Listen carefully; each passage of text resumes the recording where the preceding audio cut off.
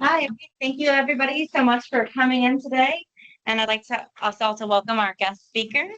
Just to double check, can everyone online hear us still? Yep, loud and clear. Yes. Great. So today, that would be just the first name, if you don't mind. So today we're very excited to have our guest speaker here today, William Chuck Berger from the Louisiana Department of Environmental Quality. And Mr. Berger is a senior engineer in water planning and assessment division. And he graduated from LSU in 1992 with a civil engineering degree. In 1996, he joined Louisiana DEQ's TMDL engineering staff, and he's LDEQ's lead advisor and contact on water quality modeling and TMDL alternative development issues. Is that you? Okay. Sorry. His expertise includes water quality monitoring, hydrology, hydraulics, and TMDL development. And TMDL, total maximum daily loads, just making sure I think we have a wide range of people in the audience today. Mr. Berger's also served as a lead participant in EPA and the state's development of the new long-term vision for assessment, restoration, and protection under the Clean Water Act, Section 3D. That program and the development of the state's prioritization framework for that as well. And he's also participated in Louisiana's Watershed Initiative and several technical advisory groups, such as the Nature-Based Solutions Working Group. So today he's joined us and he's going to talk about stream restoration. For those of you in the room, he has a sign-up sheet. So at some point, please do sign up for his talk for today. And thank you everyone online for joining. And thank you, Chuck, for joining us today. We're really happy to have you. Thank y'all for allowing me to come here and share this with y'all. And just first of all, I don't see any familiar faces, a couple of them. Does anybody here, have you met me before? Okay. Okay. Ronnie's here. Huh? Is that Ronnie? You don't count. So just kind of a little bit of background, how I got here is that, being involved in modeling and for TMDLs, you get a good understanding of how hydrology and hydraulics affects water quality. And my position is that it's the basis for water quality. That is your maximum. That's the best it's going to get. It's set by the water quality. And, all the changes are due to the changes made in that watershed. So, as she said, I was involved with the development of the long-term vision process. And one of the things that allows us to do is do TMDL alternatives. And step back a little bit, back in 1998, I went to Dave Roskin's class on stream classification. And, back then it was probably early for me. I didn't really sink in real well. But the main thing I got from it is I understood that I didn't know everything about how rivers work. And I got a better understanding of that. And through the years, we didn't have a means to implement any of that, but we did send all of our staff to Roskin's classes, the first two levels, first two classes. And so then along comes the Watershed Initiative, and they had a presentation by the two fellows you see on the screen. They were talking about natural channel design because the Watershed Initiative was big on protecting the functions of the stream. And I was heavily involved in that. And then I started to say, with our new vision approach, which allows us to do TMDL alternatives, hey, why can't we do this as a TMDL alternative? So, over the past, 20 years or so, I've reviewed a lot of projects that were making changes to the channel and had a lot of concerns about loss of natural functions due to those changes. Typically the clearing and snagging, the dredging, and it's not just that action alone, but it's those actions without regard to certain relationships that must be maintained in the channel. And so we started planning a demonstration project, and it's in Yellow Water River, Ponchatoula area. We'll talk a little bit about that. We've done the first part of it. And the first part was to We had a contract with Dave and Lee to find some options where we had the best, chance to show water quality improvement. So the demonstration project is intended for that, to show water quality improvement. And it's in an urban area, the 4 locations in Hammond. And that's good because we get public involvement, people seeing it. Hopefully they see it and see the positive change, then they want more of it. So that's kind of what led to where we're at now. I went to Rosgan's when we started that contract. I went to Dave's class up in North Arkansas, and I decided I might want to move to North Arkansas because that's nice up there. That's my kind of territory. So, anyways, came back from that class. I pulled together the beginnings of this presentation and stole some of their slides, which they glad to let me use. And I did a couple of presentations internally at DEQ. Then I started saying we got these outreach groups. I did it there. And then I started going to the parishes. It's been St. Tammany, Ascension, Tangipahoa, Calcasieu Parish, Lake Providence last week. Region 5 and Region 9 do presentations. And Region 9 was a little bit abbreviated. I didn't have much time. In a couple of weeks, I'll be at the Berger Terrebonne National Estuary Program and doing a short presentation there. But I have the okay from our secretary and all to keep doing this because I want to spread that knowledge around and get people to understand that there's another tool they can use that is probably better than what they've been using and been resorting to. So that's Dave Bottlespock on the right, the left, top left, Lee Forbes in the middle there, and that's yours truly down at the bottom. So this was when we were making measurements out in the Ponchatoula Creek and Yellow Water area. This was from the training class up here, up in Rogers, Arkansas. So just giving credit where it's due. Lee and Dave, you don't know Lee Forbes. When I started at DEQ, we had a contractor working for us. He was retired from the Navy and USGS. We had 3 of them actually, all retired from the Navy and USGS. And they taught us how to do a lot of the survey work that we do. And one of them was Max Forbes, is Lee Forbes' uncle. And then Lee Forbes' brother was also involved. He was director of OCD, Office of Community Development. So they kind of got a small dynasty in that area. So, and then the other folks are people who contributed some slides for me because I wanted to show, how it protects infrastructure. And so we're going to talk about process nature-based corridor design. I'm going to go kind of fast because I got 149 slides. But some of them will, a lot of pictures and stuff. But then we're going to get some background information, problems and challenges in the waterways, talk about stream classification. Now, I don't say you go away from this knowing how to do stream classification. That's a 5-day course, and it costs about $2,000. But maybe you get a better understanding and understand some key points. And you understand that maybe you don't know everything about rivers and there's certain relationships that must be maintained. Elements of stream and corridor restoration and some of the benefits and some examples. So also too, this is interactive. So there will be questions and chances for prizes and maybe a car or something, So just this is fluvial geomorphology. And what does that mean? It's just how water forms the earth. And I'll give y'all a copy of this minus the last few slides.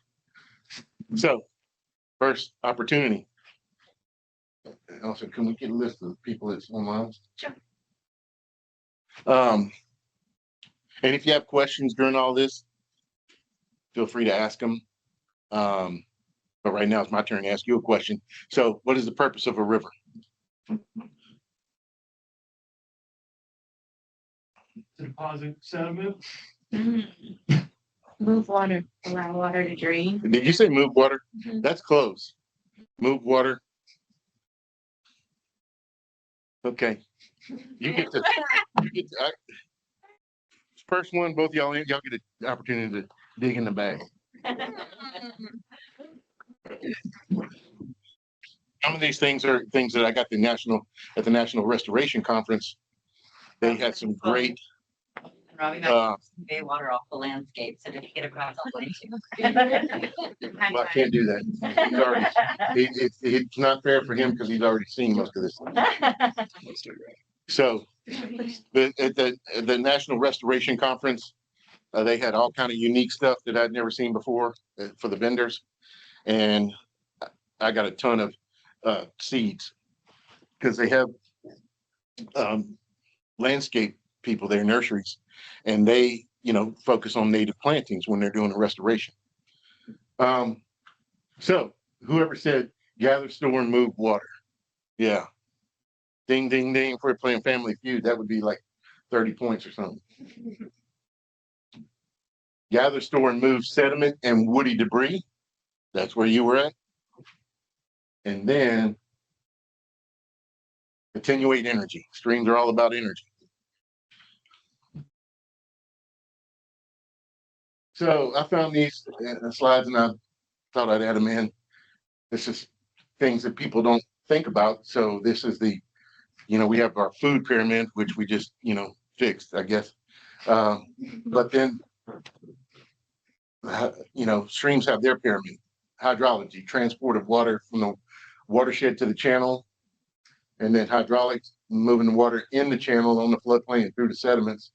Geomorphology, transportation of wood and sediment to create a diverse bed forms and dynamic equilibrium. And so those features in the bed are needed. The river puts in the bed what it needs to be in the bed. And I was reading Roskin's book,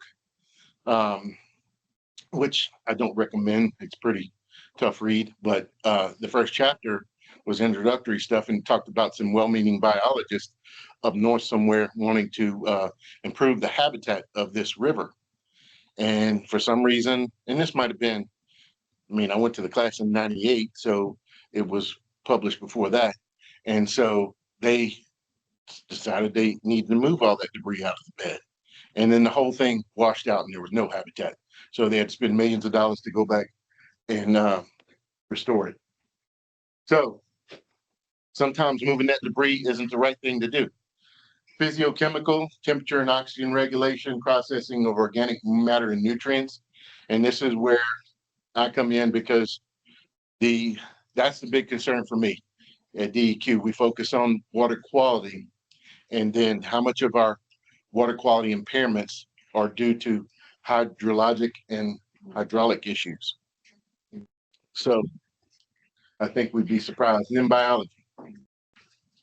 And this next slide gets in a little more detail, which I'm not going to go into, but just talks about more focusing on the parameters for each one.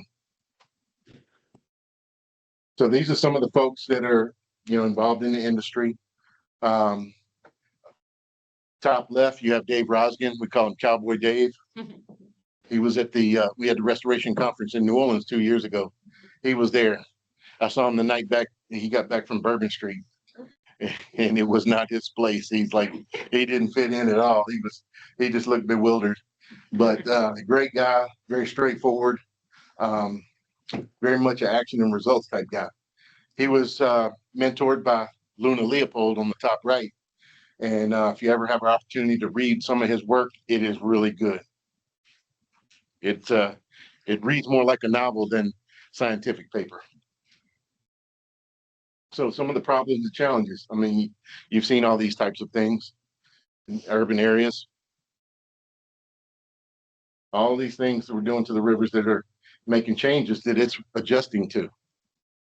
So in this case, we built up along the side and we're introducing more water to it quicker. So there's no chance to expand in a floodplain. Anybody know what this was done for?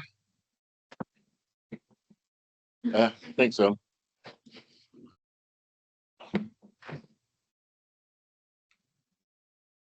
So bed stability and diversity, you've got, it looks like a lot of bank erosion over here. You've got armoring on this side, so that tells you there was some erosion going on. Armoring actually makes the stream velocity faster, but it can erode in behind those rocks too. So on this here, you've got too much energy in the channel and it's degrading. On the right side, you've got not enough energy and it's aggrading. Means it's depositing material and building up. This is what you would actually like to see, you know, a little piece of channel. You want some leaf pack in there, some woody debris, some roots. You got rocks there forming a riffle, and you got the pool. Pools form naturally in the bend of the river.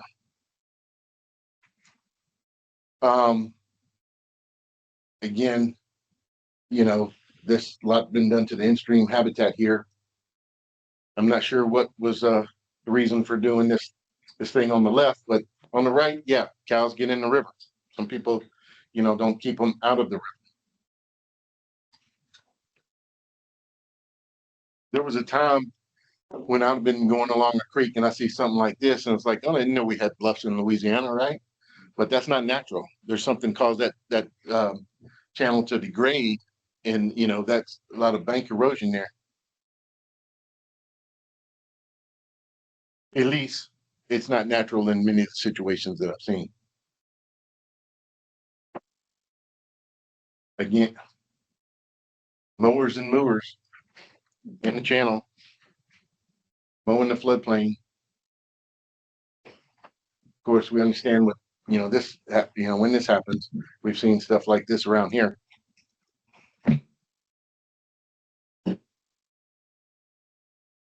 So what is a stable stream? There's a few different definitions there. I like the one by Roskin down at the bottom. The ability of a stream over time in the present climate to transport the sediment and flows produced by its watershed in such a manner that the stream maintains its dimension, pattern, and profile without either aggrading or degrading. So channels gonna move. They erosion is natural part of the process. Deposition is natural part of the process. It's when it gets excessive. That's the problem. And the rivers work in geologic time. Eventually they'll get to a stable position if we leave them alone. But we don't leave them alone. We're always doing something. So some causes of instability, you got increase in runoff, increase in slope. When you cut a channel short and divert it over, you're going to increase the slope. Essentially, that's one way of increasing the slope. Changes in the sediment load, loss of a riparian buffer, filling the floodplain and not giving it, you know, an area there for the water to soak in and filter, you know, pollutants, in stream modifications. So it's not just what's done in the channel, it's what's done in the watershed nearby as well. Again, increase things that increase the slope, channelization, straightening the channel, removing meanders. If you have a reservoir located on the channel, which all of our lakes here are reservoirs, and you lower the water surface, then that's going to give the water the ability to flow more freely and increasing the slope, dam break, and geologic uplift. And then just some examples of too much sediment going into the channel. So on the top, you see what a natural channel would look like, what you would expect to see. On the bottom is how we normally design them when we're improving them, when they're saying improving a channel. To me, improving the channel is more like up the top. But I ask people, have you ever seen nature create a straight channel? You were about to say yes. Your head was already going, not yes. Yeah. That's and have you ever seen nature create a trapezoidal channel? Maybe for an instant, but it's getting to that's not where it's staying. So I like this slide here because it shows that even when you line it with concrete, eventually Mother Nature wins and it's going to start forming the meanders in that channel. So the processes are still the same. I recall when I used to live off of Brightside in Baton Rouge, and they just cleared the area and built a Winn-Dixie there and built this big old canal. And first thing that happened was after they got it finished, it was a heavy rain and it was filled up to the rim, with water and mud. So, all right, next opportunity. Why do streams meander? They take the path of least resistance. I think you can do better than that.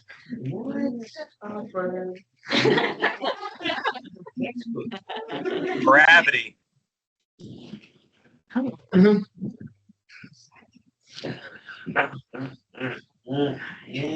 Path of least resistance. That's one way to put it, but you're not getting at it's a general term. Yes, that's correct. Sediments deposit, they kind of want to take the easier way out. Stream is all about energy. Least resistance. Water flow, force of water downstream. You're not going to like the answer. The easiest path to take. Hey, reword it. That's right. Water quality girl. So you're not going to like this answer.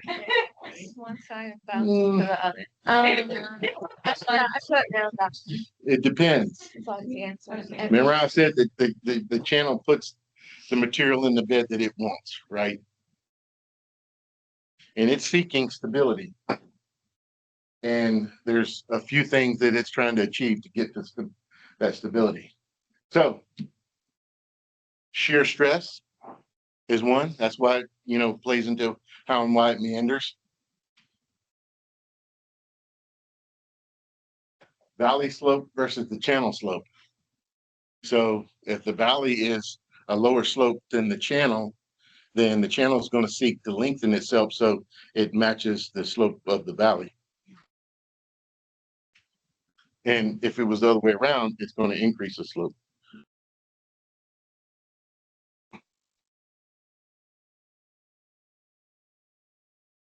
Why should you care?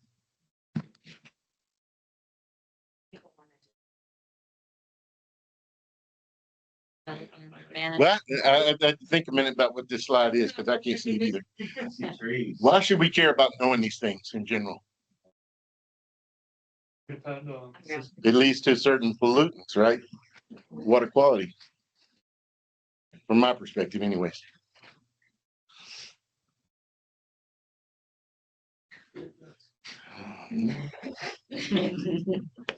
So this is pulled from EPA's data. And so the one I understood the most in the beginning was dissolved oxygen. You change the channel, you make it wide and flat, it's slow, it's open to the sun, you cleared out the trees. So higher temperatures, higher decay rates, lower velocity, lower reaeration, lower dissolved oxygen. And then that leads to a whole host of things. But if you have bank erosion going on, that's going to introduce whatever pollutants are associated with that sediment. And so it can add to the impairments of each one of those things, which some pathogens, metals, pathogens kind of surprised me, but all of those are impacted by changes in hydrology. And I've been to some public meetings and I've listened to people where they want to, clear and snag Comey River. Well, we had landowners there that understood, and I'm glad, and I was surprised, but they understood when to clear and snag that you're going to have just a wide, shallow channel with no fish in it,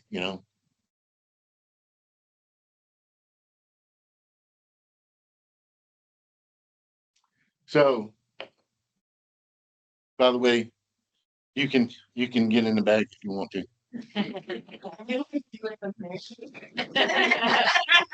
There's some cool stuff. I mean, I got seeds. There's might be a couple of seed packets in there, like wild bergamot and stuff, wildflower type stuff. And I got it because I have bees and I want to, pollinate. But the Strahler stream order, this is unrelated to the stream classification, but I thought it was interesting. there's 12 orders. Orders 1 through 3 are generally headwater streams where they're source of the water, they're providing most of the water. So what order do you think the Ohio River is? Now, understand, it takes 2 first order streams to come together and make a second order stream. And then 2 second order streams have to come together and make a third order stream. So a lot of little tributaries flowing in there. But, huh? We're having geological discussion. He said it was the first order stream. I heard you whisper. Well, just because it takes 2 of those to equal 1 of those, so. But five. A lot of what Five? actually downstream into the Ohio.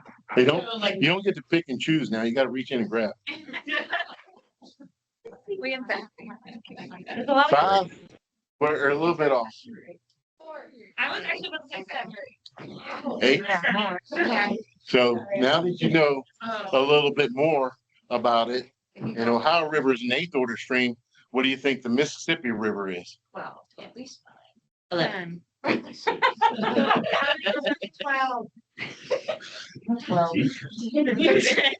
I'm not hearing the right answer. 11. I just said. Amazon is 12. Okay. No, I did. I knew I did. Okay, 10 and 12, y'all get to get something out of there. The Amazon is a 12th order stream. How many 12th order streams are there? It's a good question. I'll Google. How many 12th order ones there? Yeah, with Amazon, how many are there? Classified? Okay. Well, the top 3 are Nile, Mississippi, and Amazon. Amazon has the most flow. Oh, that's. Nile is the longest, I think. I have a question. So can it ever, sorry, could there be if there's like as streams continue and rivers continue to grow and meander, could there be a 13th eventually or no? You have to have another 12 to flow into it. So a To go to 12 would have to, so like if the Amazon would have to merge with another 12. Okay. Continent shift, it might happen, yeah. Yeah. Let's make it happen. I might have misunderstood this because I was digging through the bags. But like the Mississippi is a 10th order. But I see like looking at 1st through 3rd order generally headwater streams. Like would the Mississippi near like Minnesota, is that like headwater? Like how does, It's probably a different order. okay. It's not the same order from top to bottom. Okay. Oh, I see. Looking at this picture, that makes sense. So it's like the Chipontera, one of the smaller streams, are those first order? It's probably like Okay. somewhere between 4 and 6. Oh, wow. I'm guessing. I don't know. I haven't tried to, figure this out, with Google Earth or First anything. order like a creek? First order is streams are generally dry, Yeah, most of the time, yeah. but they're going to have water in after rainfall. Okay. The 1st through 3rd order is generally headwaters and they're sometimes dry.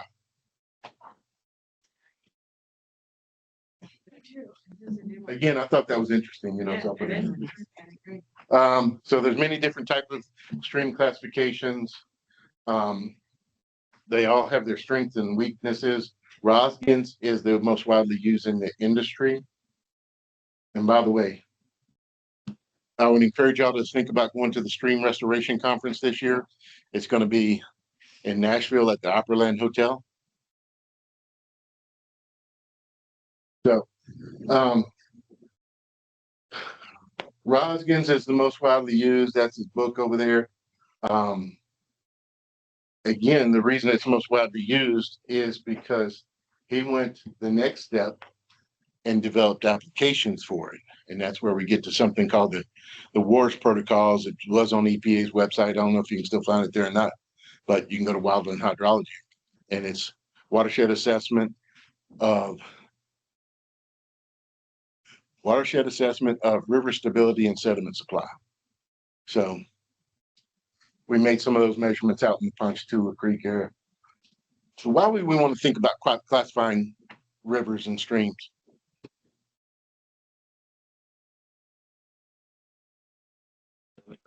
management correctly. Mm-hmm. I love Say. I love how he was like, It's a good answer, nonetheless. I mean, if we didn't classify them, I wouldn't be here talking about it, right? yeah. So we can talk about them, communicate. Yeah, communication. You want to tell somebody about this river and what's going on? And once you learn this stuff, you can look at a river differently and see that, hey, what's it going? Is it stable or not? Is it changing? There's a series of evolution that occurs in rivers. And so you can look at that. And when you start being able to identify some of these things, even without measuring, I mean, just something, knowing what's going on in the watershed, you can start to, um, make some guesstimations as to what's going on. And I told Dave, I said, man, I bet you go out and, and you're in everywhere you go, you're looking at rivers. And he goes, yeah, it drives my wife crazy, And so shortly after that, I told him I was doing the same thing because I went and took a second class with them. And I guess it was after the first class I went to. We were doing the project, right?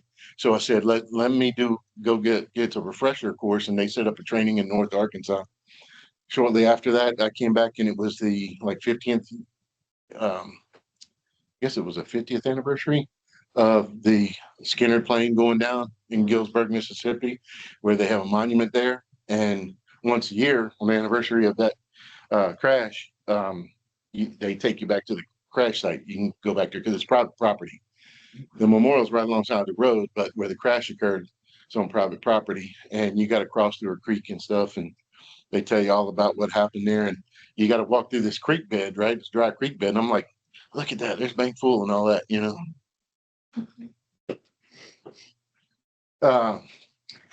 So we can predict the behavior of a stream. Again, that's what I just said. Describe the existing conditions and trends. Know when there's a problem. No expected outcomes. And when you go in to restore it, you got to know where you're at and where it should be at, where you want to be. And then you can map out a route to restoration. And then research tool. You think of any others?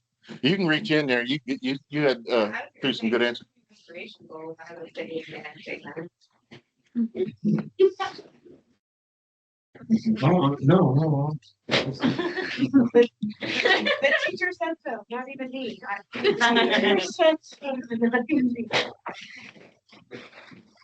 Who is this person? Did she have some sort of supervisory role here? That's my She's an educator, so much. Yeah, watch out there. So, by the way, the sign-in sheets, they made it all the way around? Yeah. Okay. So, Roskin's classification system is based on physical characteristics and requires field measurements. It's very intensive too. I got beat up pretty badly, but requires full dimensions, and we're going to talk about what that is. So, look at width, depth, slope, velocity, discharge, flow resistance, sediment size, and sediment load.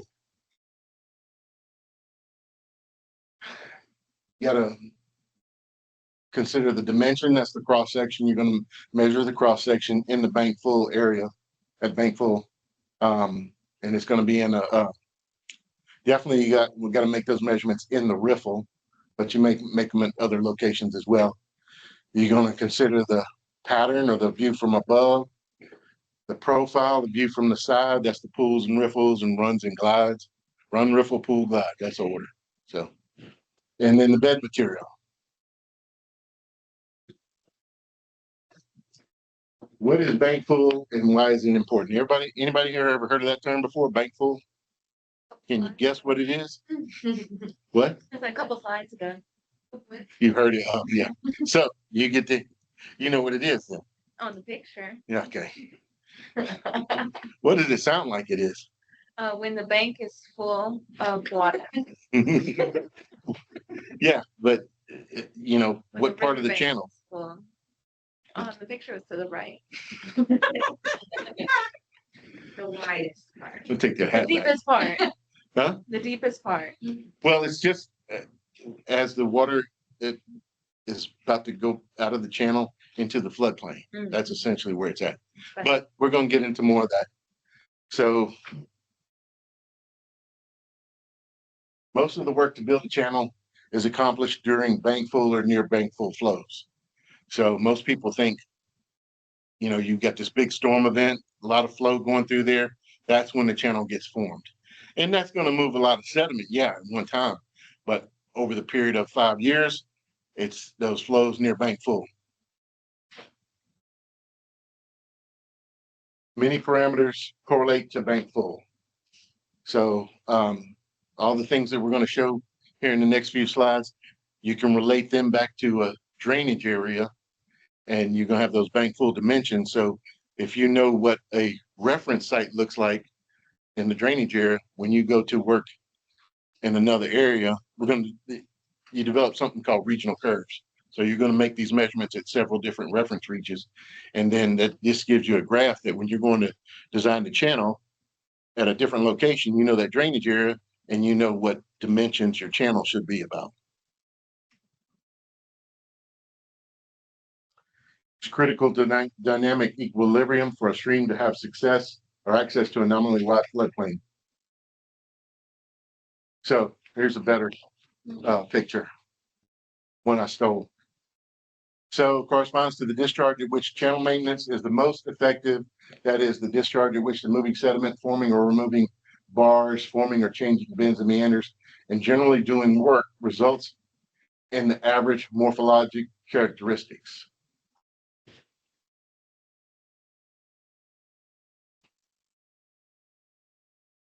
Thankful. I'm not going to read all this, but important thing on this slide is it occurs about every 1.5 years in most streams. But in areas where, you know, your flows are driven by thunderstorms and all, it can occur much more often. So this diagram here, I always have to think about it, but this red line is your transportation rate, you know, basically your discharge. So then the blue dotted line is the frequency of those discharges. So you can see as you get to a higher and higher discharge rate, the frequency is much less. So when you multiply those two together, you get the third curve, and that's showing that where all your sediment movement is going to occur, mostly in the those bank full flows. Does that make sense?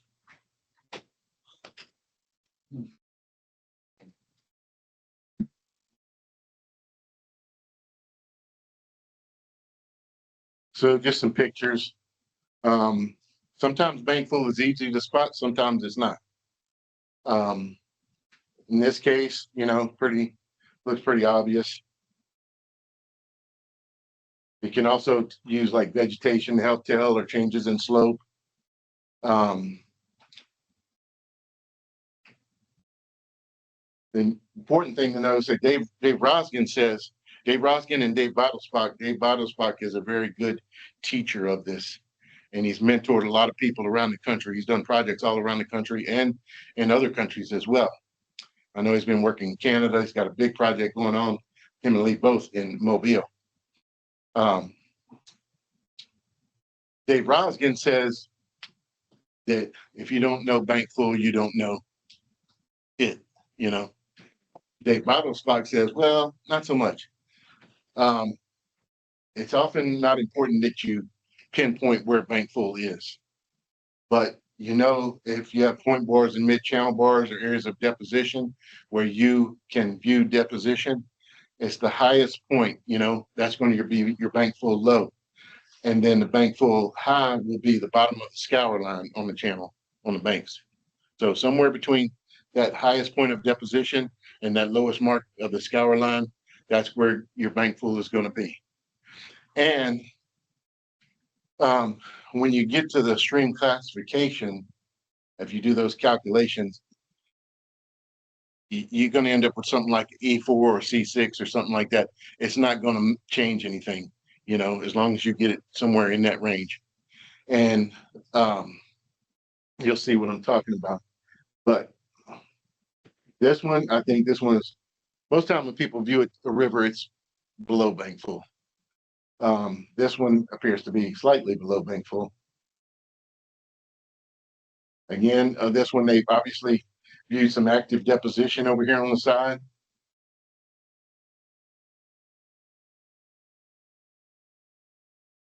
This one, you can see they show a scour line, the highest point of deposition, and then they've identified something they call an inner berm there, which is basically like a little shelf. And when you're doing restorations, you might engineer a shelf into there, and it's part of protecting the banks and you know, absorbing or dissipating energy.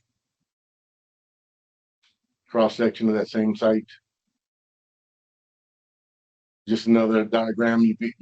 You got bank full, your bank full spot, and then out beyond that, you're going to have a terrace, which is the next shift in elevation, basically. And so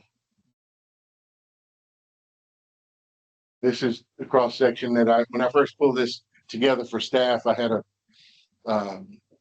a class example for them to work through. And this is the flood prone area. It's an important part in the calculation. It's the first part. And sometimes it may be hard to identify where that's at. Maybe you don't see it right away. But once you get the bank full, you can determine where bank full is, and you get that maximum bank full depth, which is going to be from the bank full, not where the water is, but from the bank full surface to the bottom of the deepest part. That's generally your thaw wedge of the channel. You go 2 times that, and that's the elevation of your flood prone area, and you want to look out the sides from there. So this helps you determine where the flood prone area is.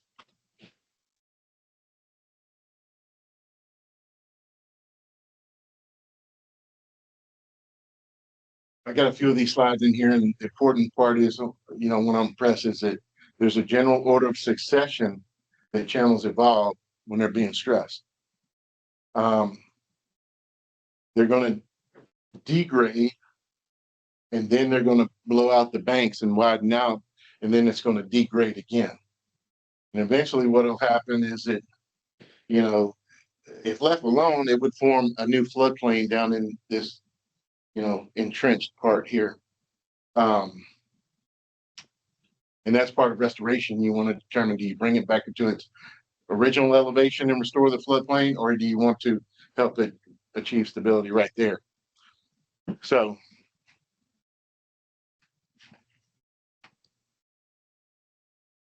any questions?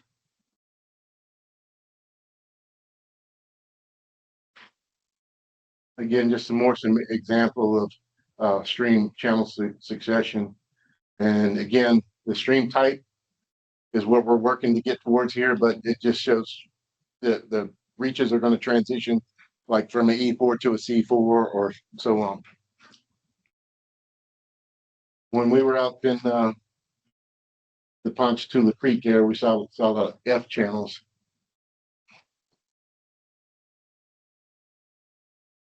So this is another slide that is sometimes have to stare at a little bit, but to state it properly. But this was dealt again. This stuff has been you know, around for years, many years, and a fellow by the name of Lane developed this relationship in 1955. Luna Leopold's work first started probably in the 60s or something. And he had the opportunity.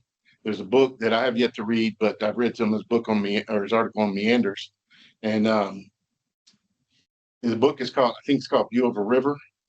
And he just had an opportunity to observe this river and make measurements from the time he was a kid and for the next 50 years.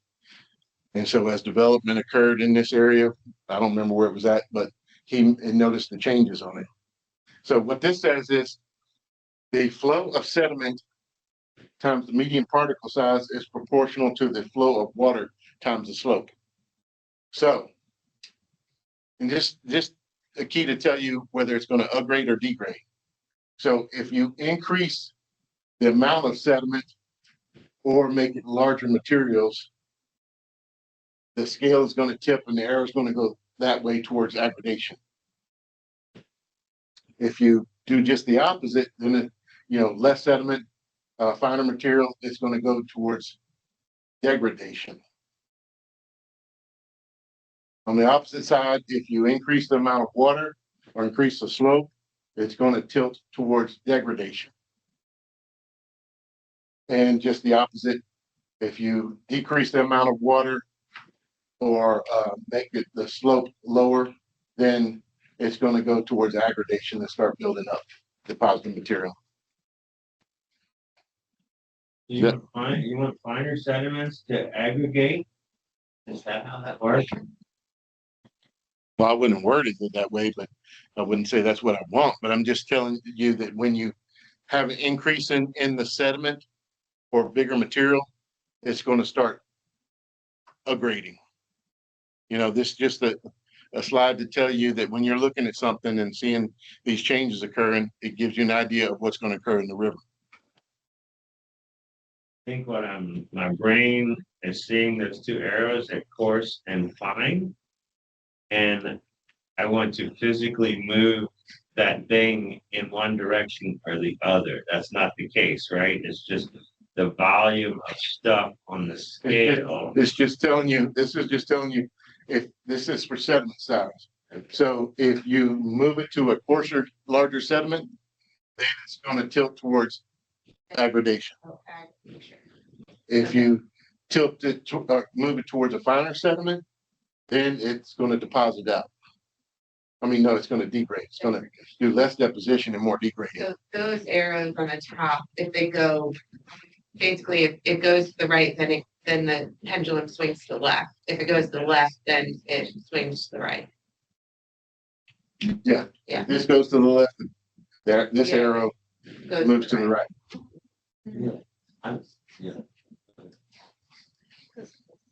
I had to look at it a few times to for it to sink in. Well, the pendulum concept, I wanna. I told you got to read. The pendulum goes up and down, but all the arrows are going left and right. So Yeah. my brain wants to say if I take water out of that thing, then it'll go down Towards aggradation. and will stuff fall out if it won't less water. So I'm gonna think about it. Yeah. So just like I said, I've been trying to impress it that people need to reconstruct the way they think about these things. So, but you will get a copy of this and you can look over it for a couple hours.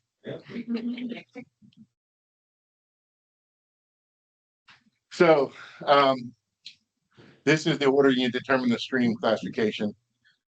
Is it a single or braided channel? You want to calculate the entrenchment ratio, calculate the width to depth ratio. That's the bank full width to depth ratio. Determine the sinuosity. Y'all know what sinuosity is, right? Yeah. Measure the water surface slope from the top of one riffle to the bottom to the top of another riffle.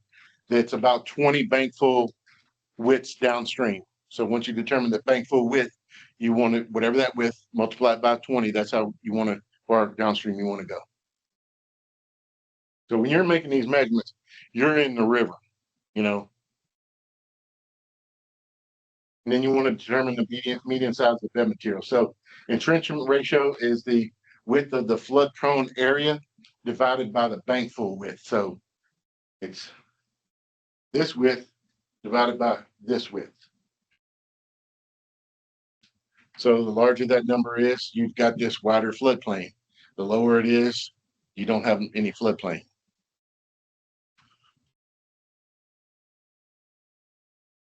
Just a few examples. That's the bank full width and the flood prone area. And obviously this is a project that where they've done some restoration work. Riffle dimensions, again, that's where you get your bank full width and bank full depth. And you want to get that width to depth ratio from there. That's step 2. Then sinuosity is simply the length of the channel from point A to point B divided by the straight line length from point A to point B.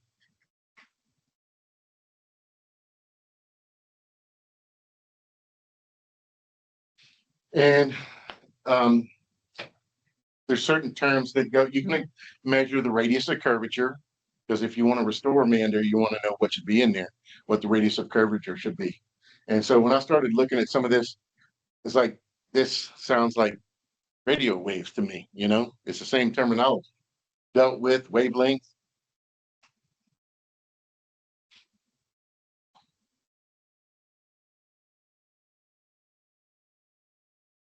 So I put this slide in here after reading River Meanders by Luna Leopold. And had a diagram similar to this that I recreated. And you know that you got the outer bank in a bend, that's where it's cutting away material, is depositing on this side. And there's reasons for that, reason why the meander forms. Turns out it's the same as a sign generated curve. So there is this order by which rivers operate, right? And it has to do with energy. And when it's, you know, it's a sign generated curve because a river doesn't like big changes in energy. So that sign generated curve represents an equal use of energy throughout that curve. If it was a sudden burst of energy, it would be, you know, jackknife coming back. So that's how rivers operate. They don't like these sudden changes in energy. And so when it's going around the meander, the water is flowing like this as it goes around. So there's a, you know, it's kind of tumbling, so to speak, you know.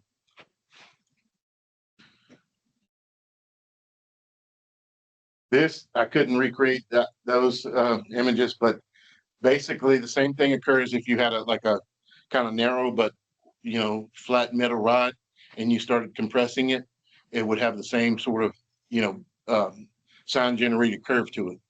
And that's, you know, there's certain things, spirals and other things like this that occur in nature, you know. Again, from the profile, you've got the riffle, it's where it's shallow, it's moving fast, and the run, it's getting a little bit deeper, getting closer to the pool. Pool's the deepest part, that's where fish and stuff like to hang out. And then the glide is where it's coming out of the pool over this next sort of change in elevation in the bed. Got a question. Yes. What's the fall wet? Huh? What's the fall wet?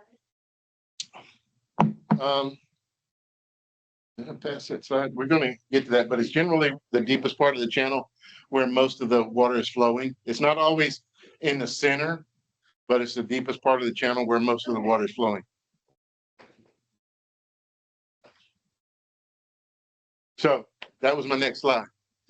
So I knew it. So if you fool with USGS data, anything much, you know, when they refer to the LDB or left descending bank, that's you're facing downstream, the bank on the left. Facing downstream, the bank on the right is the right descending bank. The Thalweg, again, is going to be generally in the center, but not always. It's going to be the deepest part of the channel, which as you're going about around a meander, that's going to be towards the outer part of the bend. And it's where most of the water is flowing because anybody know what's the fastest moving part of a river? The highest velocity? Around the bend? The bend. In the under the bend. The ripple. The head one? It would be I'm talking about velocity now, fastest moving. Any cross section, what's the fastest moving? Highest slope, the high. Oh, the middle, the mid. Edges. You okay, you owe me a gift now. You owe me a gift. Would it be the top toward the outside of a curve? It would be generally in the Thalweg or in the center, just below the water surface. And then along the banks, right, you have that shear stress, friction, that's the slowest velocity is going to be along the banks and along the bottom. There's if you were to measure velocities across the channel and top to bottom, you would have profiles.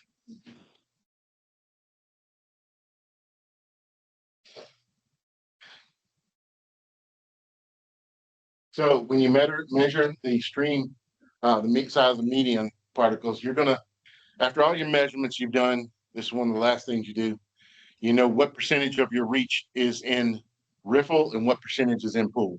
And let's say it's 60% in the riffle, 40% in the pool. Then when you go to measure your pebble sizes, you're going to make 100 measurements with 60% of them being in the riffle and 40% being in the pool. So 60 in the riffle and 40 in the pool. And you're going to start at one bank and walk back and forth across the river. And you're going to reach down without looking and pick up the first thing you touch. And then you measure it. And if it's something that it's so big you can't pull it up, you just mark it as bedrock. Around here, a lot of our stuff would be in the silt and clay and maybe sand and gravel in some cases. In North Arkansas, we were in that gravel and cobble range. And there's a certain way you measure it. You don't measure it along the thinnest side or along the longest side of the. So there's a certain side of the pebble that you measure. So then from that, you're going to calculate your median particle size. And then again, the order again. So once you get that, then you come to the chart. And this is the whole thing here. So let's say you got an entrenchment ratio that's greater than or less than 1.4. So it's entrenched. Again, that means less floodplain. So that's going to put you in A, G, or F. And let's say you've got a width to depth ratio that's moderately high, greater than 12, that's going to put you in F. Then once you apply your sinuosity, that's going to bring you further down the chart and your slope and your particle size. So that's going to, once you get to particle size, you're either in this case, see if your slope is 0.02 to 0.039, you're going to be here. But if it's less than 0.02, you're going to be over here. And then once you get to this point, you look at your median particle size and it's going to determine where you fall out. So you're going to be somewhere between the F1B and the F6B. There's a lot you can tell, I guess, once you get some experience just by looking at it and making a few measurements, you can know whether you're following an F or C, but you need to make some more measurements to get to pinpoint it. Any questions? How come it's not in alphabetical order? Well, Roskin developed this, and his motto was, and that's something I was thinking about earlier, is, say you don't like to be stuck in the office, so you come in early before your boss Monday and leave him a note on his desk and say, "Sorry, I missed you, sir. I'm out in the field. I'll see you later this week." And then, you're out and gone. And then you get back after him and leave him another note. "Sorry, I missed you. Got back late after you were gone." And so he's that type of guy. And he's one that is in a lot of encounters with a lot of PhDs don't like him because he's very straightforward. And he's one that's like, what part of no don't you understand? He go jump in the river and pull it up, tell him, "Here it is. You're saying it's not there." He's just that type of guy. But he's what got us here. And I say that after I've been hearing about this for years, and I'd heard about possible projects on the Amite River, early 2000s. Rumored that he was going to do something there. But he is in the early 2000s, early to mid 2000s, was when he developed the application. And so I would say this has taken off greatly in the last 20 years. And, so much so that EPA, with the Clean Water Act, was updated in 2019 to promote the use of green infrastructure. And this is one tool in green infrastructure. So this is just another version of that chart, kind of a maybe earlier version. So as he developed this, he was out collecting data. He worked for, I think, the U.S. Forest Service. And so he probably developed certain classifications first and then came back and added more. But that's why I see I'm gonna step back here. If you look at, if it's a multiple channels of the braided channel, you know it's gonna be over on the right, a D or a D sub A. So that's a class example.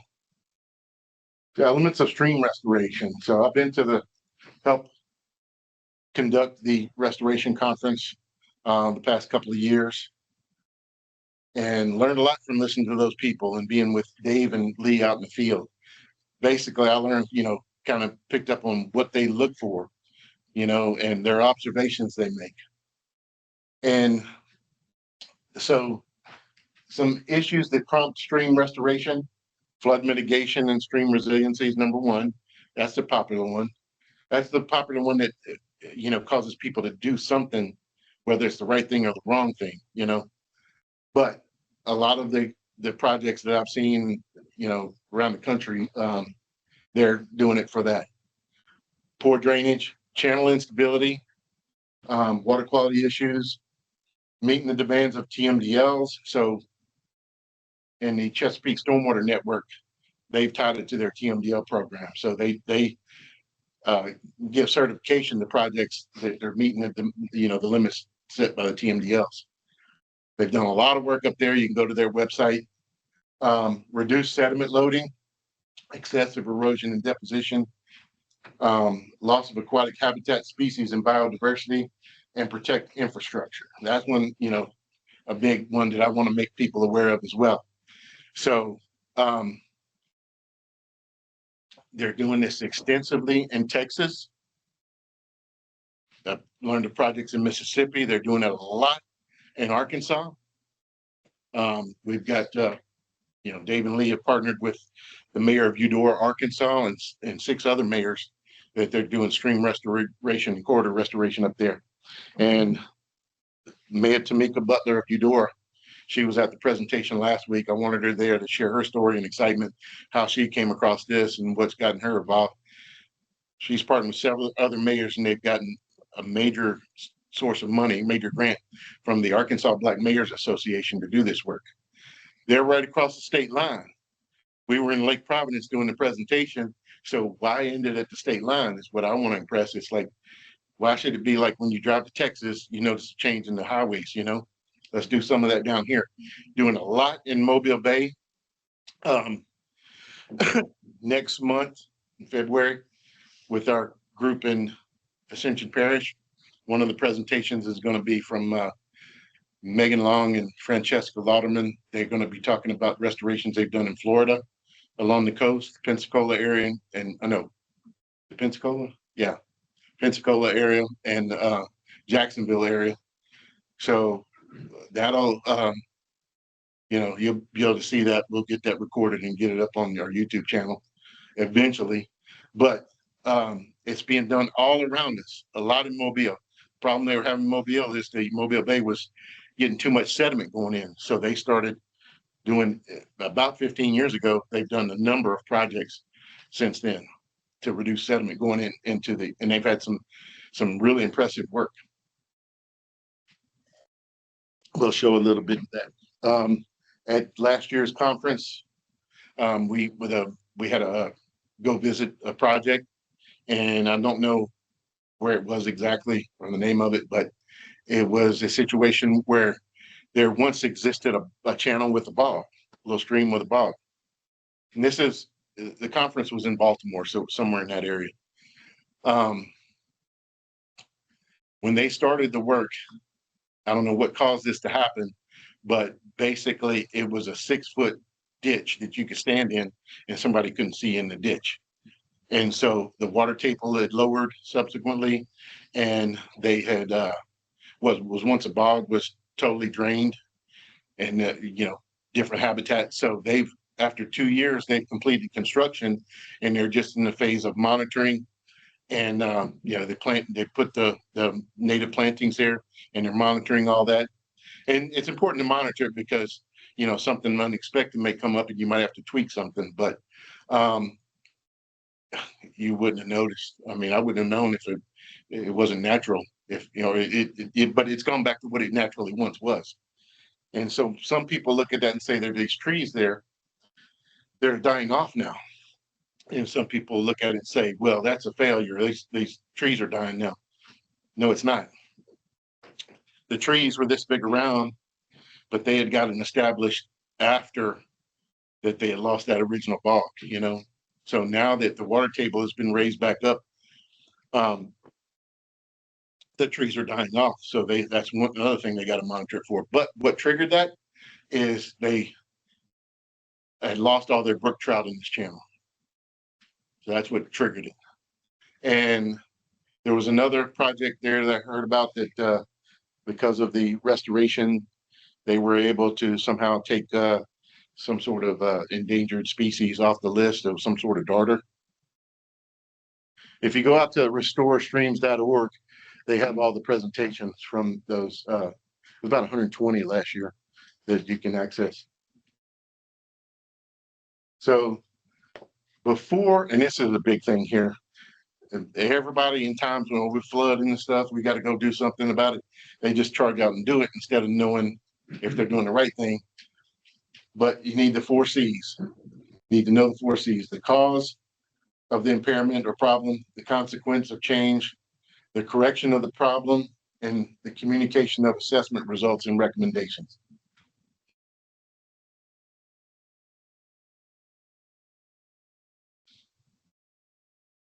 There's a lot of things that go into a true full-blown stream restoration. Stream classification is the first part, because you got to know what you're dealing with. These channels have changed. You want to see where they're at, which, you know, the E4, C4, F, whatever. And then you want to look for reference reaches to get an idea of what it should be. You're going to do those WARS protocols, which we measured some of those out in the field. And that involves near bank shear stress and the bank erosion hazard index and the bank's assessment of non-point consequence of sediment. That's all in the WARS protocols. I had the opportunity to learn how to make some of those measurements, but basically you have to walk down the channel, picking out a reach from point A to point B, and they're going to be short reaches. And then you're going, what's the height of the bank? What's the slope? Estimates of what's the, deep roots like trees? What's the amount of shorter, shallower roots like smaller vegetation? What's the amount of armoring? All of these measurements. And you're gonna be doing some bankful measurements there too, I believe. But you put this in a chart and put it in the hazard index, get the hazard index, and then the bank's assessment model, and it produces an estimation of sediment from that reach. So that's the type of assessments I think we need to be doing when we're working with rivers and streams. That would take, it takes a lot, you know. We were out in the field, and I'm showing you some of those places. I got beat up pretty good, but you're gonna see why too. But it was very, I really love to get to learn this and have an understanding about it. So you're gonna have reference reaches, those regional curves I talked about.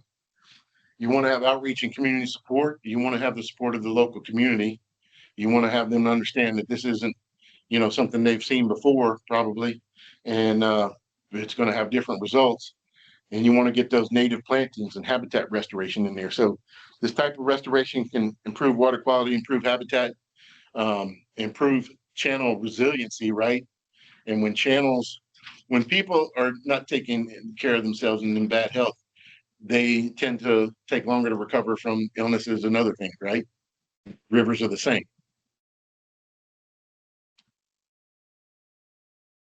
Now, there's a lot of times I've heard about over the past couple of years, in Baton Rouge, people living along a canal somewhere, and there's head cutting going on off of this canal. That means where it's eroding away and it's progressing upstream, and it's taking out their fence or something. They're losing their property.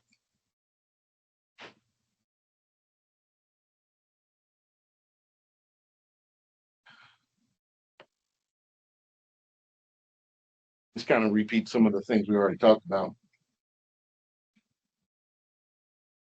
Those regional curves, again, once you get your reference reaches and you make those bankful measurements at a series of sites, then you can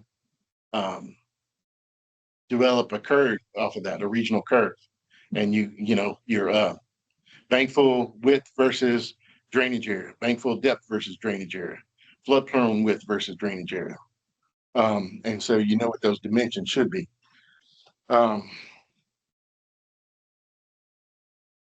It's a team effort. Have all kinds of people involved, because they have their own specialties and strengths. Probably have people helping with outreach, government leaders who want them to be able to talk about it to their constituents. So you might have to educate them some. Design engineers, biologists, drainage engineers. You probably, in case we're looking at in Ponchatoula Creek, they have the drainage district up there, so you want them involved. Planners, and it's a holistic approach to the restoration.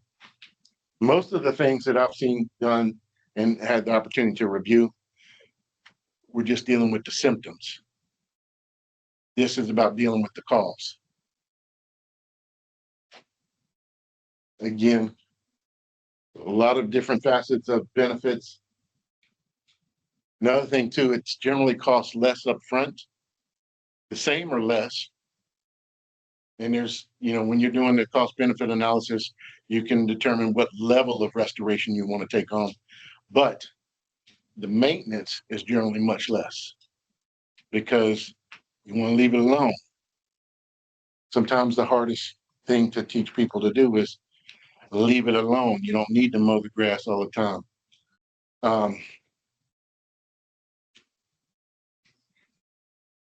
You can also, there's something that most people don't think about. What is better to look at in your going through your neighborhood?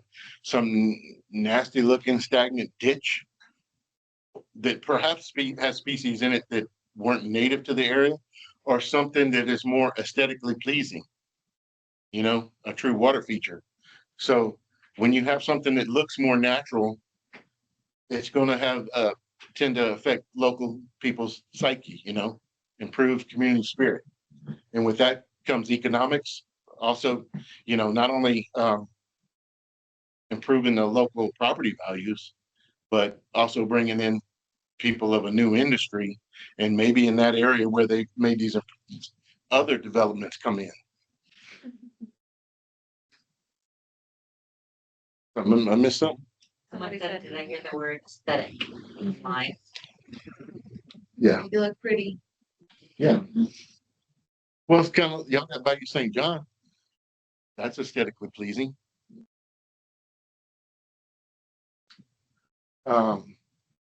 Also, yeah, you can increase the recreational opportunities, maybe have a little park or walkway along it, increasing educational opportunities.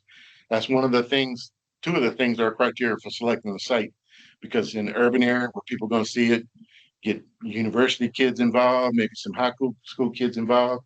If they could do some monitoring and, see the results, maybe they do some native plantings and they monitor the results of those plantings and see what it does. Monitor water quality as well. So think of the watersheds corridor instead of just the channel. Have a management plan. This is important. A master plan, because you want to have an understanding of what projects you expect to see in the future, so somebody doesn't come along and undo what you did. And that's why it's important also to have a group established to monitor this. When I was at the class in Rogers, Arkansas, we went out and visited a creek that was undergoing restoration, and you could see it was a designated reach that they were restoring, but you could see changes occurring downstream and upstream. But they had a group of people up there that were paid by the city to monitor and manage this area. You want to educate the public, conduct smaller projects as funding becomes available. So this is the thing there. You don't have to take on the whole river. You can focus on select areas and do it as funding becomes available. Little pieces, and the other parts of the river will start to adjust.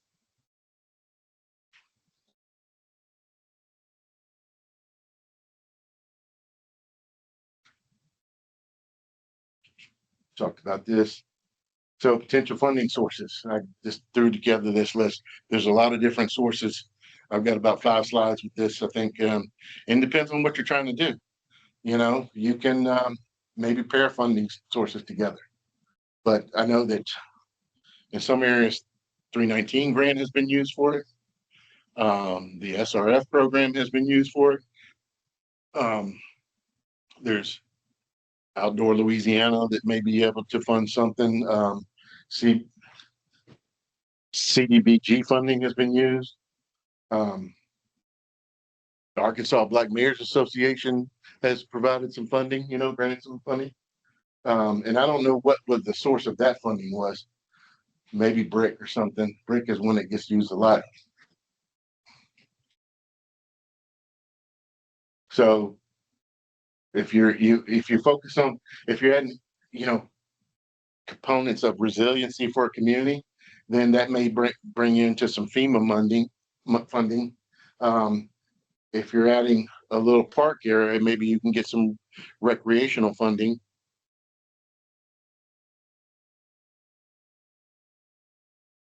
And again, there's some fish grants that America the Beautiful, Water Resources Development Act, Louisiana Outdoors Forever are all possibilities. So We have about 10 minutes left if you want to something to focus on, or I think people online are just blessed. well, we got a few examples and then see if anybody got some questions. And again, would you like to see more of this around the state? And would you like to kind of be part of a group that we're building that would like to see more of this used around the state? I'm not planning to, you know, expecting to change the whole world right away, but it starts little by little. Cypress Creek, that's in the Houston area. This is one that Lee and Dave worked on. The big thing I want to show from these slides is before and after.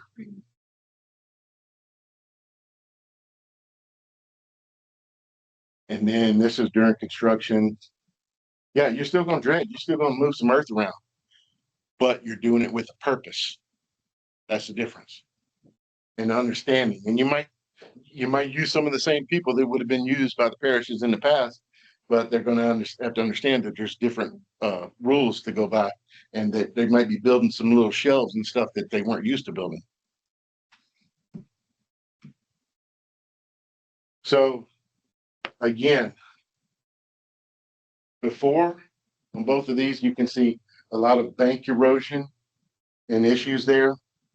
And then after, things have become more stable. You've got better slope.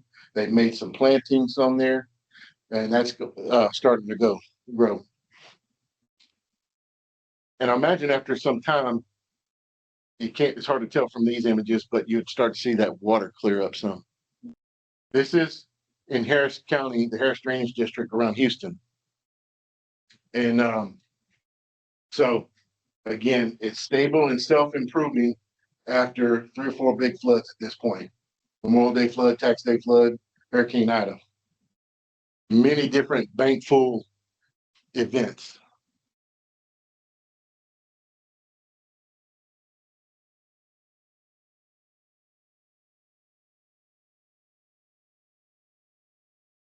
Mobile Bay National Estuary Program, again, they focused on what they showed us was Goleaf Creek. Wolf Creek is not part of the estuary program, but it's a project located next door. And they've done a lot of restoration efforts over the 10 to 15 years. This is a case that I was doing the presentation for the non-point workshop last year, that we wanted to show how it protects infrastructure. And so you can see here that this is Goleaf Creek. It's near roadway. It's encroaching on that roadway. That's the view from the road over there. It's head cutting. Just some examples of images from the different floods they've had that led to this. Important thing to note here is that the engineer estimated that the head cutting was progressing horizontally at a rate of 1 foot per 1 inch of rainfall. That sounds pretty significant to me. In this particular location, on the other side, well, they fixed that problem. They stopped the head cutting there, but on the other side where there was no restoration done, it had some major fails on that side.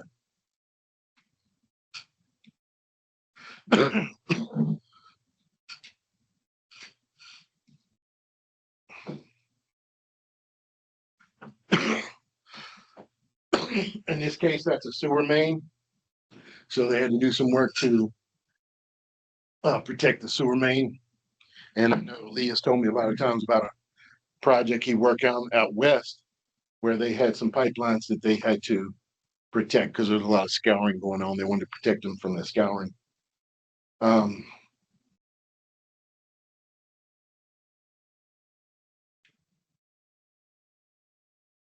This is Wolf Creek near Foley, Alabama. It's right along the coast there. You can see a lot of bank erosion there, bank failures, sloughing off. I was given these slides around July or so of last year, and they had just started this project. So this is before, this is during on the right. So you can kind of see how they're improving. And they try to, when they're doing these things, they try to use as much native material as they can. Like Colorado, they might use boulders and stuff. Down here, they would probably use logs and trees and embed them deep in the banks. Springhouse Run, it says the Chesapeake Stormwater Network. They use a regenerative approach, restore the floodplain, slow down the water, improve water quality. And just a few images here of people that were helping out with that. Looks like they were doing some native plantings there. Don't think we see too much of that in Louisiana, except around Comanche Bayou, maybe. So potential areas in Louisiana, there's a lot more than this. These are just things that I'm aware of and I've looked at. What you're looking at here, the imagery is 1989. The yellow line is the thaw wag in 1989. The red line is the thaw wag based on Google Earth from 2025. And you see here, this channel has moved over. This is Amy River, just south of I-12. Bass Pro's right over there. There's now a subdivision right here. This has moved over about 500 feet. Most people crossing it every day wouldn't even notice it, because that's the interstate. But up here, too, it is shifted. The red line is 2025. So it appears to be shifting towards the interstate. And all of these have shifted to the southeast. There's a lot of different things that probably played into that. But one thing I would have to guess is probably they've, done some straightening and diversions in the lower end, and that's increased the slope. So the river is adjusting. This over about 35 years. This is current imagery. So you see better the new channel. And what appears to have happened, I don't know, that this bend has moved a lot. This one not so much, but maybe it's starting to move now. Maybe eventually it's going to cut through here. I don't know. But there's some stuff that could be done. Huh? It looks like it's gonna just take off that whole. As soon as it gets close to that subdivision, there'll be major construction, Yeah. $1 billion put in, and it'll change the whole Oh, it dynamic. already is. That's what I was made aware of. Yeah. They should have never put that subdivision there, right? Yeah, well, who That could was permanent. have predicted that? Oh, I think everybody could. Well, but you're saying it changed because of what they did down or to. I'm guessing. I don't know. Yeah. Potentially. There's But- no but subdivision. It looks like the eastern side has started to move some. And yes, I've seen a lot of pictures and all, and it's threatening, at least during high water events, it's threatening their back porch and all. Trees have fallen down because they're getting washed out around the roots. So just other areas of the A-meet. This is up where I live. This is Pretty Creek. So what happened up there is that you see the yellow line is the old channel. As best I could tell, the red line is new. And around 2004 or 5, this was the old Highway 10. Around 2004 or 5, they made it straight so it didn't kind of jackleg over there. And so in that process, they cut out some meanders.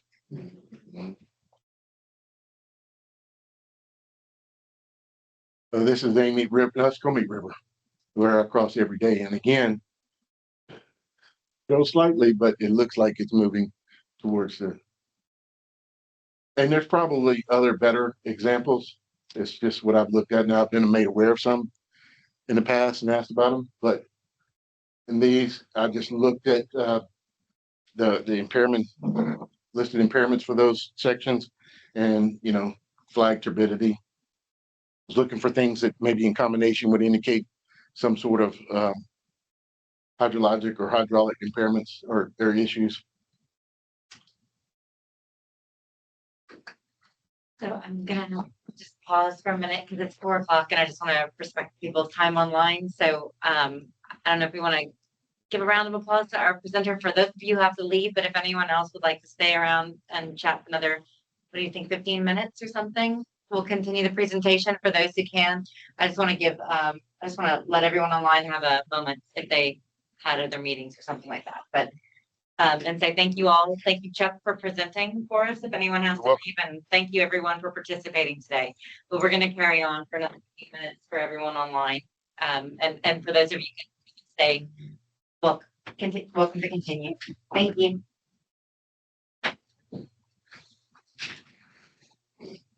Sorry, Chuck, I just wanted to, I know some people had other meetings. Thanks. Okay, so this is talking about the demonstration project that we have now. First part of it's been done. And we have a watershed pre-master plan, and what our next steps are is to go out into the local community in the parish. We've already presented it to them in general terms, but now that we need to go start pushing for the next steps, and that's to get their buy-in. We have some ideas of which alternative we might want to do, but we want them to have a role in selecting that as well. And local landowners. And because we may have to do some work on their property and stuff. Now I've looked at the properties along here. A lot of it is, I've looked at the assessor's website out there, and I can't see where there's any taxpayer associated with the area near the river in a lot of cases, not all cases. But what Dave and Lee did was a multi-criteria design analysis. And again, you have to understand there's different levels of restoration. They call them priority 1, priority 2, and so on, so forth. I don't understand all of it, but like the priority 1 is where you restore everything to the previous elevation and restore the floodplain there. Best benefits, also the most expensive. And then I don't know which priority it is, and this is kind of standard language from Roskin's protocols, but another option is restoring the floodplain where it currently is, where the water currently is at that elevation. And you can still get a lot of good benefits there, but it's much less expensive. You're not bringing in and moving around all that dirt. Now, from what I saw in other cases, the dirt might be available right there because there was a berm left there. But this is Yellow Water River over here, Ponchatoula Creek. At some point, a diversion was created, bringing water from Ponchatoula Creek over to Yellow Water River. And so alternative 1 is right at that diversion. Alternative 2 is a little farther downstream on the Yellow Water River side. And then 3 and 4 are some little tributaries in the Hammond area that much smaller in scale and much less expensive. And for a demonstration project, that might be something that's easier to do. And so if we do that, we're going to measure, monitor sediment and monitor, I think they're going to monitor the water quality, the pollutants in the sediment as well. But if you know that you've reduced the sediment and you can track that, then you know you've reduced pollutants as well. But I'd also like to monitor the water quality where possible as well. So these are just close-ups of alternative 1, 2, 3, and 4.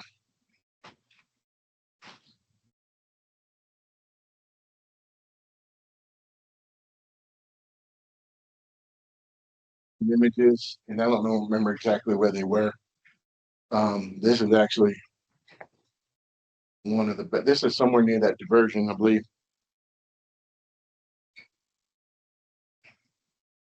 Again, you can see this, most of these were F-type channels, and a lot, we could tell, first of all, we could tell in that diversion that the sediment wasn't what you typically see along a natural river. And that's where I had an accident. I slipped because it was clay and it was wet, and I slammed down on my shoulder first day. But we had some things that were much worse.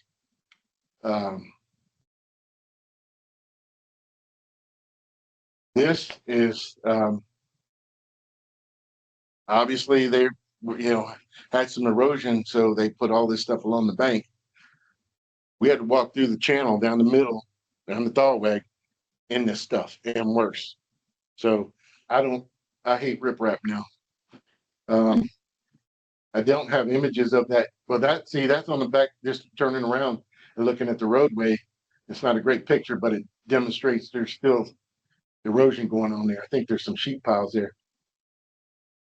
It was very slow to walk in, for me at least, and a lot of these were, in some areas, were big chunks of broken up concrete and walking in chest deep water. And you're trying to feel your way because you can't see the bottom, and you want to make sure that piece is stable and not going to shift on you. And so I was going very slow, and it had rebar that big around sticking out of it. So, and small rebar too, but a lot of big ones. So it's a lot of work to do this. This is a trip flowing in that obviously was a lot of head cutting, a lot of the source of the sediment, because it's going to match the channel it's going into. It's degrading, and we could tell that it looked like this stuff had degraded about 5 or 6 feet. More tributaries. Just to give you a feel for the area.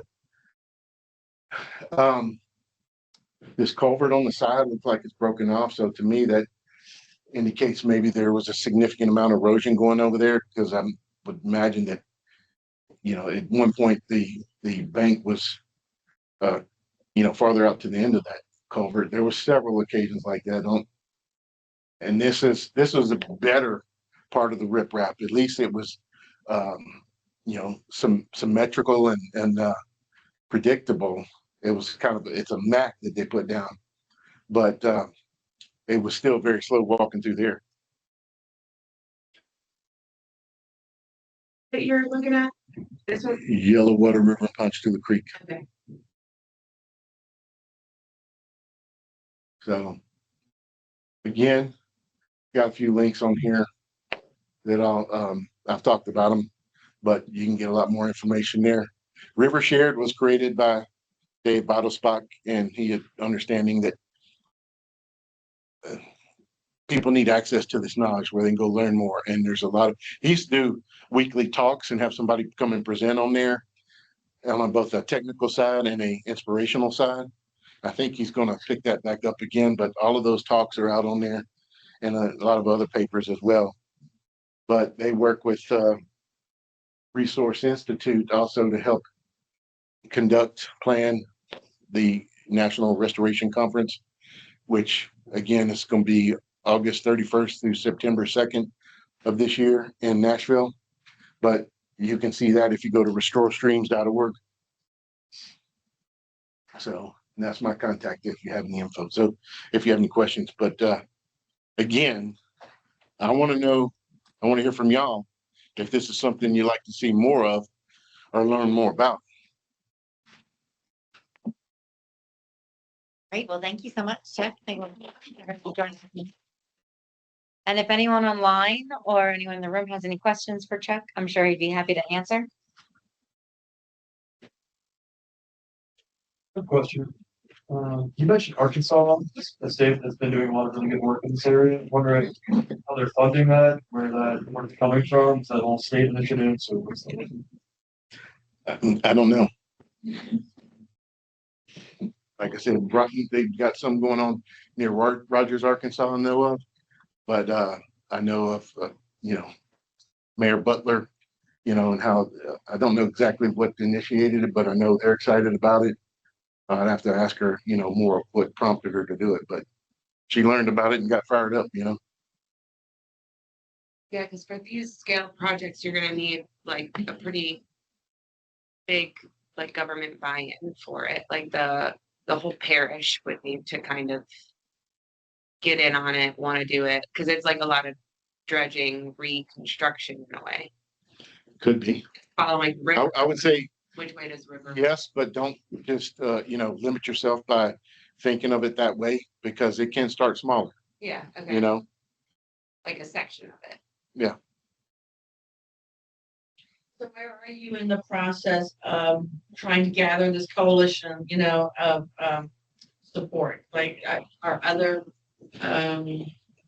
parishes already bought in, other organizations? So again, I presented to, first group was Region 5, Acadiana region of the LWI. Then I went to St. Tammany, Tangipahoa, Ascension, and finally got to the Amite River Basin Commission. They all like it. I wasn't really approaching them in the same context then, but I know Lake Providence last week, a few people from there wanted to be part of this group and see more of it. We also had a lady who writes for the East Carroll Banner there, and we had representatives from Julia Litlow's and Bill Cassidy's office there. So who knows? But also presented the Calcasieu Parish. So police jury. And, Region 5 and Region 7, each one of those cases, I'm dealing with people from multiple parishes. One of them had about 30 people there. One of them had about all the people that are on the board, the Amite River Basin Commission. That's Region 9. And a few other people there that might have been watched it online. So I'll reach back out to them and see who wants to be part of a group effort to champion this, so to speak. And as I'm going at Berger Terrebonne National Estuary Program. Then in March, I'm presenting at the Joint Engineering Societies Conference in Lafayette, which that's a totally different audience. It's all engineers, and I've never seen a topic like this there. So it's an opportunity for a different audience. So who knows where to go. Then I'll be setting up other stuff. I'm meeting with state agencies in the coming weeks. So Right. Anybody push back? Have you gotten any opposition to this?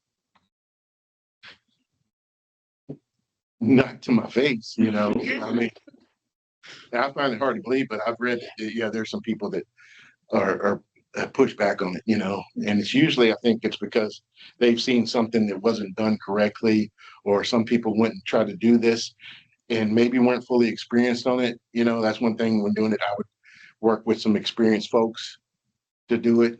And just on the options that we presented, those 4 options, it ranged in cost, estimated cost from 150,000 to 1.4 million. And again, that 1.4 million was that intersection there where the diversion was, and it's longer reach, more to do up there. The other one was right near Murray Park, and it would be a great opportunity there for its demonstration type project, because there's walkways there, there's recreational areas there. So that is something that, and see, that's what I was gonna say. They do the multiple criteria design and analysis to determine what type of restoration to do. And then they did it again because you set the criteria that goes into that analysis to determine which locations. So that's something that's important to do. I might have completely missed it while you were speaking, and if I did, I apologize. But for instance, this demonstration area around Sonora Park in Hammond, is that an act, that's a proposal, or it's an active project, or is that out for funding? All we have right now is a watershed pre-master plan.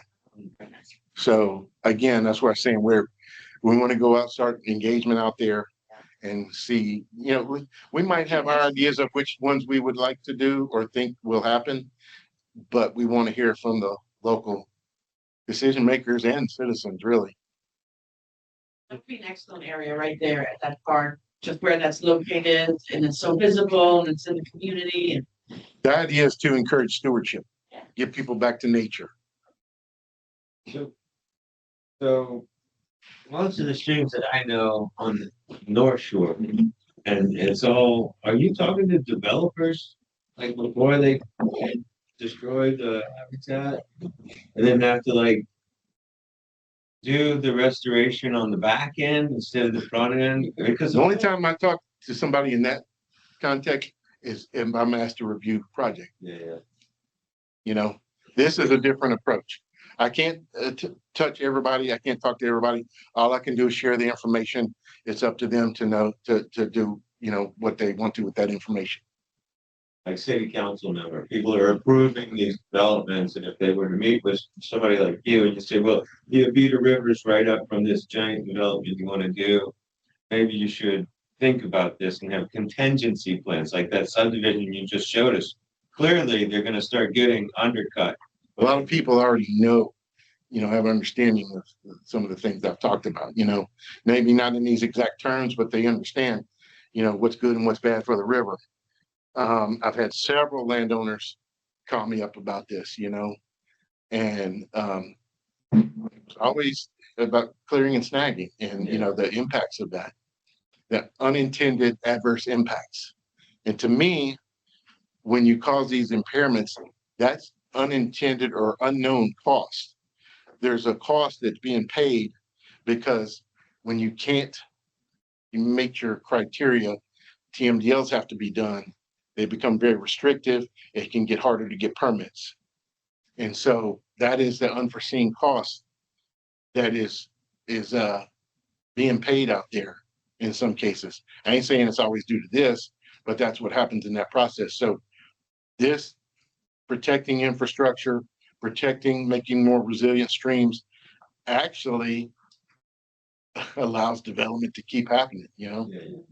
So that's it's not one or the other. It's they both prosper, right? And it's not, in dealing with rivers and channels, it's not, you do this improved drainage at the cost of water quality in ecology. There's no win unless they all win. And the only things that work is when they all win. Right.